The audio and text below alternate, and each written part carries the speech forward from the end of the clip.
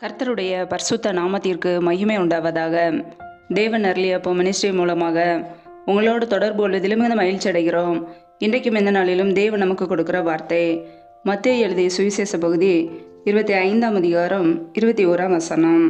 அவனுடைய எஜமான் அவனை நோக்கி, நல்லது, உத்தமமும் உண்மையும் உள்ள ஊழியக்காரனே, கொஞ்சத்திலே உண்மையாயிருந்தாய், அநேகத்தின் மேல் உன்னை அதிகாரியாக வைப்பேன், உன் எஜமானுடைய சந்தோஷத்திற்குள் பிரவேசி என்றான். ஹல்லேலூயா.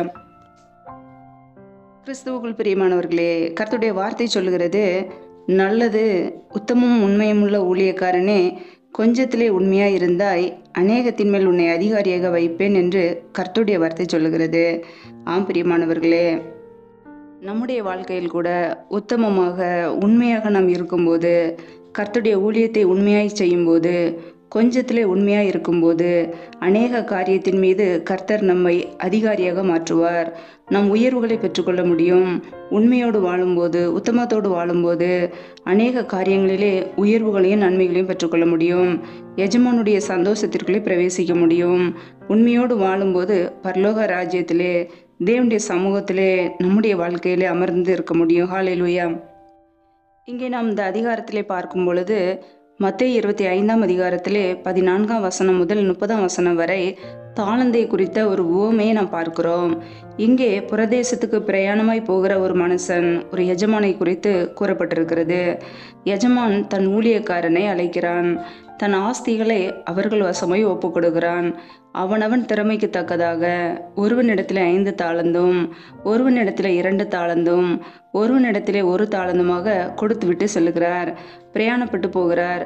5 தாளந்தை வாங்கினவன் போய் வியாபாரம் பண்ணி வேறு 5 தாளந்தை சம்பாதித்தான். 2 தாளந்தை வாங்கினவனும் வேறு 2 தாளந்தை சம்பாதித்தான். 1 தாளந்தை வாங்கினவன் நிலத்தை தோண்டி எஜமானுடைய பணத்தை புதைத்து வைத்தான் என்று நாம் வாசிக்கிறோம். வெகு காலத்திற்கு பின்பாக ஊழியக்காரருடைய எஜமான் திரும்பி வருகிறார். ஊழியக்காரர்களிடம் கணக்கு கேட்கிறார்.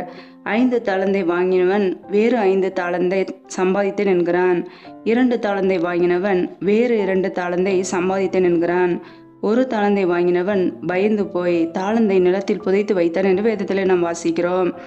பிரியமானவர்களே, எஜமான் வேறு 5 தாளந்தை சம்பாதித்தவனை நோக்கி, நல்லது, உத்தமமும் உண்மையும் உள்ள ஊழியக்காரனே, கொஞ்சத்திலே உண்மையாய் இருந்தாய், அநேகத்தின் மேல் உன்னை அதிகாரியாக வைப்பேன், உன் எஜமானுடைய சந்தோஷத்துக்குள் பிரவேசி என்கிறார். வேறு 2 தாளந்தை சம்பாதித்தவனை நோக்கி, நல்லது, உத்தமமும் உண்மையும் உள்ள ஊழியக்காரனே, கொஞ்சத்திலே உண்மையாய் இருந்தாய், அநேகத்தின் மேல் உன்னை அதிகாரியாக வைப்பேன் என்கிறார். 1 தாளந்தை புதைத்தவனிடம் எஜமான், பிரயோஜனமற்ற ஊழியக்காரனே, இவனை புறமான இருளிலே தள்ளி போடுங்கள் என்கிறார். அங்கே அழுகையும் பற்கடிப்பு உண்டாயிருக்கும் என்கிறார். பிரியமானவர்களே, நம்முடைய வாழ்க்கையில் கூட கர்த்தர் நமக்கு கொடுத்த தாளந்தை நாம் பயன்படுத்தும் போது நம் எஜமானுடைய சந்தோஷத்திற்குள்ளே பிரவேசிக்க முடியும். தேவன் நமக்கு கொடுத்த தாளந்தை, அபிஷேகத்தை, நன்மைகளை, கிருபைகளை நாம் புதைத்து வைக்காதபடிக்கு அதை நாம் சம்பாதிக்கிறவர்களாக, 2 மடங்காக அதை சம்பாதிக்கிறவர்களாக இருக்க வேண்டும். 5 தாளந்தை வாங்கினவன் வேறு 5 தாளந்தை சம்பாதித்தான். உண்மையோடு கர்த்தருடைய ஊழியத்தை செய்தான். 2 தாளந்தை வாங்கினவனும் வேறு 2 தாளந்தை சம்பாதித்தான். பிரியமானவர்களே, நம்முடைய வாழ்க்கையிலே எஜமான் வரும்போது நம்மிடம் கணக்கு கேட்பார்.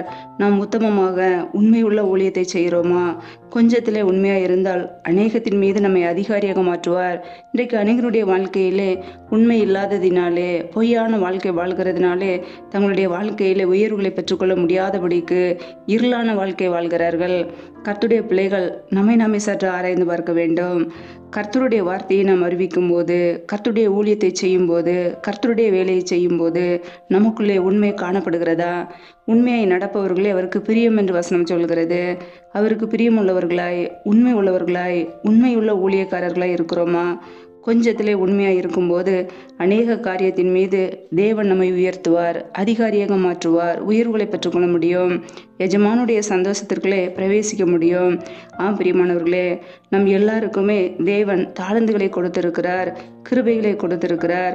அவர் மறுபடியும் வந்து நம்மிடம் கணக்கு கேட்பார். அவர் கணக்கு கேட்கும்போது நாம் பதில் சொல்லியே ஆக வேண்டும். அதை அறிந்தவர்களாய் கர்த்தருக்கு பயந்த பயத்தோடு உண்மையோடு உத்தமத்தோடு அவருடைய ஊழியத்தை செய்வோம். கர்த்தருடைய வேலையை அசதியாய் செய்யாதபடிக்கு உண்மையோடு செய்யும்போது நம் எஜமானுடைய சந்தோஷத்திற்குள்ளே பிரவேசிக்க முடியும். பிரியமானவர்களே, தாளந்தை வாங்கி அதை புதைத்து வைக்காதபடிக்கு நம்முடைய வாழ்க்கையிலே தாளந்தை சம்பாதிக்கிறவர்களாய் அதை பெருக்குகிறவர்களாய் நாம் இருக்க வேண்டும். கர்த்தருக்கு பிரியமாய் உண்மை உள்ளவர்களாய் வாழ்வோம். எஜமானுடைய சந்தோஷத்திற்குள்ளே பிரவேசிப்போம். ஹல்லேலூயா. கர்த்தர் தாமே இந்த வார்த்தையின்படி உங்களை ஆசீர்வதிப்பாராக. ஆமென். நம்மை நாமே அவருடைய சமூகத்திலே தாழ்த்தி அர்ப்பணித்து ஜெபிப்போம். ஜெபம். எங்களை அதிகமாய் நேசிக்கிற எங்கள் அன்பின் பரலோக பிதாவே, துதிக்கிறோம், ஸ்தோத்திரிக்கிறோம் அப்பா. இந்த நாளிலும் கூட உடைய வார்த்தைகளோடு எங்களோடு பேசினீர். அதற்காக உமக்கு ஸ்தோத்திரம், ஸ்தோத்திரம், ஸ்தோத்திரம். நல்லவரே துதிக்கிறோம் அப்பா. வல்லவரே துதிக்கிறோம். மகிமை உள்ளவரே துதிக்கிறோம். பரிசுத்தம் உள்ளவரே துதிக்கிறோம். ஜீவாதிபதி ஆனவரே துதிக்கிறோம். ஜோதிகளின் பிதாவே துதிக்கிறோம். ஒவ்வொரு நாளும் எங்களை கண்ணின் மணி போல பாதுகாத்து கிருபையோடு ஜீவனோடு சுகத்தோடு பலத்தோடு ஆரோக்கியத்தோடு வைத்திருக்கிறீரே, உமக்கு நன்றி அப்பா. இந்த நாளிலும் கூட நம்முடைய சமூகத்தில் எங்களை தாழ்த்தி அர்ப்பணிக்கிறோம். இந்த இரவு நேரத்தில் அப்பா நம்முடைய சமூகத்தில் அர்ப்பணிக்கிறோம். யாரெல்லாம் இணைந்து ஜெபிக்கிறார்களோ ஒவ்வொரு குடும்பங்களையும் நம்முடைய கரங்களிலே அர்ப்பணிக்கிறோம். ஒவ்வொரு குடும்பங்களையும் பிள்ளைகளையும் ஆசீர்வதிப்பீராக.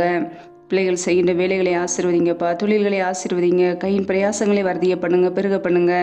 கையின் பிரயாசங்கள் தேவையில்லா செலவுக்கோ வீண் செலவுக்கோ மருத்துவ செலவுக்கோ வட்டிக்குன்னு சொல்லி போகாதபடிக்கு என் தேவன் பிள்ளைகளை ஆசீர்வதித்து உயர்த்துவீராக. உடைய நன்மையினால் நிரப்புங்க, ஆசீர்வதிங்க, மேன்மைப்படுத்துங்க. யாரெல்லாம் வேலைகள் இல்லாமல் கஷ்டப்படுகிறார்களோ என் தேவன் பிள்ளைகள் படிப்புக்கேற்ற நல்ல வேலைகளை ஏற்படுத்தி கொடுப்பீராக. வேலை காரியங்களில் இருக்கிற தடைகளை நீக்கி ஆசீர்வதிங்கப்பா. நம்முடைய கரங்களிலே அர்ப்பணிக்கிறோம். எந்தெந்த குடும்பங்களிலெல்லாம் திக்கற்ற பிள்ளைகளாய் தனிமையோடு வாழ்கிறார்களோ, கணவரால் கைவிடப்பட்ட ஒரு சூழ்நிலையிலே யாருமே இல்லாமல் கவலையோடு கண்ணீரோடு வாழ்கிறார்களோ என் தேவன் அந்த குடும்பத்தை கண்ணோக்கி பார்ப்பீராக. திக்கற்ற பிள்ளைகளுக்கு நீர் மாத்திரமே சகாயர். பிள்ளைகளை ஆசீர்வதிங்கப்பா. பொருளாதார தேவைகளை சந்திங்க. என் தேவன் கூடவே இருந்து ஆசீர்வதித்து உயர்த்துவீராக. நம்முடைய நன்மையினால் நிரப்புங்க. எந்தெந்த குடும்பங்களிலெல்லாம் கற்பத்தின் கனிக்காக பல மாதங்களாக கண்ணீரோடு பாரத்தோடு ஜெபிக்கிறார்களோ என் தேவன் மனமிறங்கி ஆசீர்வதிங்கப்பா. கற்பத்தின் கனியில் இருக்கிற தடைகளை நீக்கி ஆசீர்வதிங்க. உடைய வல்லமையினால் பிள்ளைகளை நிரப்புங்க. இந்த இரவு நேரத்தில் இன்பமான நித்திரை கொடுங்க. சத்துரு கொண்டு வருகிற போராட்டங்கள், பிரச்சனைகள், தீமைகள், மரண பயங்கள், இருளின் அதிகாரங்கள், ஆபத்துகள், நாச மோசங்கள், விக்னங்கள் எல்லாவற்றுக்கும் பிள்ளைங்களை பாதுகாத்து கொள்ளுங்க. ஒவ்வொரு நாளும் உண்ணவும் உடுக்கவும் தங்குவதற்கு இடம் கொடுத்து எங்களை பாதுகாத்து பராமரிக்கிறவரே துதிக்கிறோம் அப்பா. உடைய சமூகத்தில் முற்றிலுமாக தாழ்த்தி அர்ப்பணித்து ஜெபிக்கிறோம். எங்களுடைய வாழ்க்கையிலே உண்மை உள்ளவர்களாய் உத்தமமாய் நடக்கிற பிள்ளைகளாய் என்னுடைய வார்த்தைக்கு கீழ்ப்படிந்து பரிசுத்தத்தில் நிலைநிற்கிற பிள்ளைகளாய் வாழ அதற்கேற்ற கிருபைகளை கொடுப்பீராக. உமக்கு பிரியமுள்ள பிள்ளைகளாய் தாளந்தை பயன்படுத்த எங்களுக்கு கிருபைகளை கொடுங்கப்பா. உண்மை உள்ளவர்களாய் ஊழியத்தை செய்ய எங்களை அர்ப்பணிக்கிறோம். அதற்கேற்ற கிருபையிலே கொடுத்து எங்களை வழிநடத்துவீராக. உடைய கரங்களிலே தாழ்த்தி அர்ப்பணித்து ஜெபிக்கிறோம். ஒவ்வொரு குடும்பத்திலும் அப்பத்தையும் தண்ணீரையும் ஆசீர்வதிங்கப்பா. யாரெல்லாம் பலவீனத்தோடு சோர்வோடு வியாதியோடு இருக்கிறார்களோ என் தேவன் அவர்களை பலப்படுத்துவீராக. பலவீனங்கள் எல்லாம் இயேசு கிறிஸ்துவின் நாமத்தினாலும் மறைந்து போகட்டும். என் தேவன் சுகப்படுத்துங்கப்பா. அப்படியே சுகமாக்கும் கரம் பிள்ளைகளை தொட்டு சுகமாக்கட்டும். ஆசீர்வதிங்க, உயர்த்துங்க. என் தேவனுடைய கரம் ஒவ்வொரு பிள்ளைகளையும் ஆசீர்வதிக்கட்டும். அப்படியே பாதுகாக்கும் கரம் பிள்ளைகளோடு கூட தங்கியிருக்கட்டும். நீர் எங்களுக்கு அடைக்கலம், நீர் எங்களுக்கு கோட்டை. நாங்கள் நம்பி இருக்கிறவர் நீர் ஒருவர் மாத்திரமே. உண்மையே சார்ந்து வாழ எங்களை அர்ப்பணிக்கிறோம். உண்மையே விசுவாசிக்கிறோம் அப்பா. கர்த்தரை நம்புகிறவர் ஒரு நாள் வெட்கப்பட்டு போவதில்லை.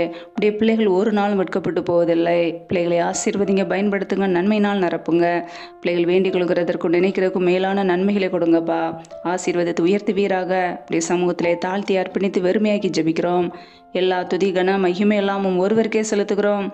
இயேசு கிறிஸ்துவின் மூலம் ஜெபிக்கிறோம் எங்கள் ஜீவனுள்ள நல்ல பிதாவே. ஆமேன். கர்த்தர் தாமே உங்களையும் உங்கள் குடும்பங்களையும் ஆசீர்வதிப்பாராக. ஆமேன். Thanks for watching. Please subscribe our channel. Click the like and share. Click the bell. God bless you.